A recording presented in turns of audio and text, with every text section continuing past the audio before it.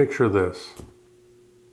16 firefighters, 15 of them were smoke jumpers, highly trained, highly physically fit individuals, trained to fight a fire, now running for their lives. They were trying to escape a fire that had changed its path. The wind was pushing the flames faster than any man could run. The heat was growing stronger with every step that they took. And the team leader stopped, did something absolutely unimaginable. He took out some matches and lit a fire. To understand why he did this, we have to go back and so you can understand where they were. They were in Mann Gulch, which is a narrow drainage canyon just north of Helena, Montana.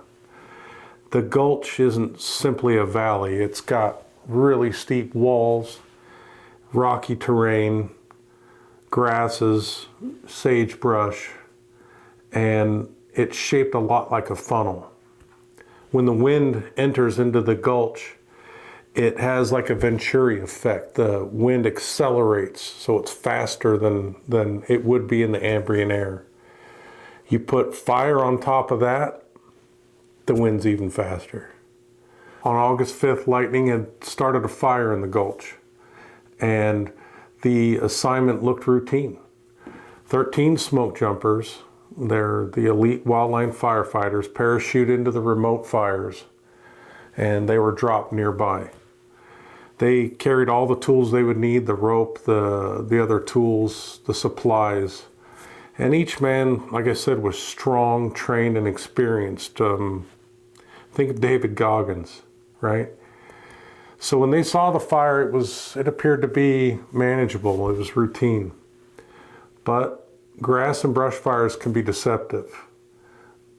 Unlike forest fires, you don't need a tree to fall and spread embers for the fire to continue to grow. Dry grass and shrubs ignite easily and burn extremely fast.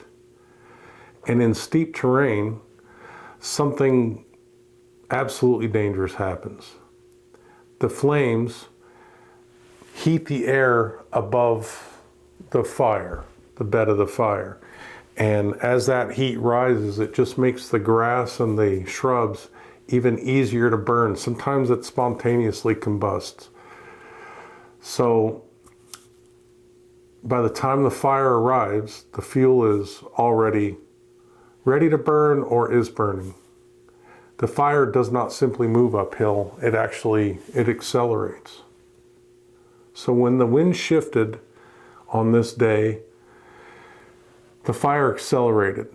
The small fire below then suddenly expanded. It was almost like it exploded. Flames began racing up the slope, and the sound, which first was like a crackling, popping of a campfire type situation, turned into an absolute roar. It sounded like a train coming at them. The fire cut off their planned escape route down towards the Missouri River, and now was heading straight for them. The men really only had one option, and that was to escape. Trained firefighters, the toughest of the tough, had to run. They started running. They were running uphill. And in that area, the ground is kind of soft. It's a little bit sandy. It's like a coarse sand, and it's got a lot of shale in it, which makes running uphill difficult, but even worse. So as the men were trying to flee, they started dropping their equipment in an attempt to go faster, be lighter. They ran uphill towards the ridge they believed they could reach before the fire did. I mean, it was in their training, right? So as they were all escaping, and the gulch was acting like a chimney, funneling those temperatures and the fire directly behind them, the grass fires, which were exceeding 1,000 degrees, their strength declined and they were fighting disorientation. The men were not simply racing the flames, they were racing physics. So most of them didn't realize it, but the team leader did. and his name was Wag Dodge. And what he realized that they didn't was there was no way they were going to outrun those flames. Dodge looked uphill toward the ridge and down towards the fire, and he understood something, that if he didn't do something out of the ordinary, the flames were going to catch him. He only had two choices left: keep running or stop. He stopped. And stopping meant facing the fire. And when he made that decision, none of the other firefighters had ever seen that before. They were yelling at him, "What are you doing?" And he stopped, pulled out matches, and he set fire to the grass above him. So he's running uphill, and he set fire to the grass that was leading in the path he was traveling. The flames, because of the main fire, had already heated the grass in front of him to a point where when he lit that match, the brush, the grass instantly burned. And it left behind a charred area of ground that he ultimately stepped into and laid down. See, the other guys kept going. And while some of them were shouting for him to come with them, they just kept running. Because the idea of moving toward a fire or stopping in the path of the flames was absolutely contradictory to everything they knew. It's kind of like that movie where Captain, he's turning directly into the path of the torpedo. This was a torpedo moment. He saw the flames were coming and he had no chance of outrunning it. He tried to convince the other guys, I'm sure, to a degree, to do what he was doing, to stay together. But in a panic, they were only focused on trying to make the ridge. They didn't feel foolish. They felt like they were doing the right thing. They just really didn't understand what he understood. They had minutes. He had seconds. So he lit the flames. It burned, it charred the ground. He laid in it. And the main fire passed right over him.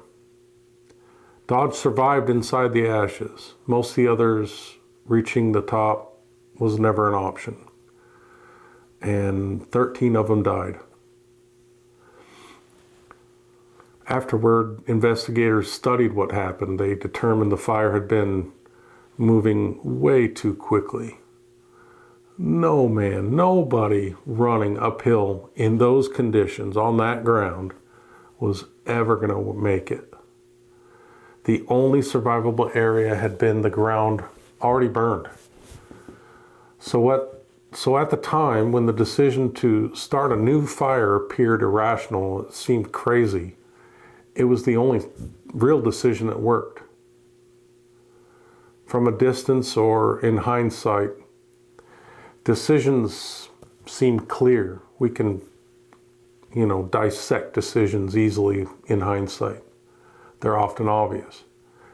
But in a moment of uncertainty, when you've got flames bearing down on you, no one could possibly know.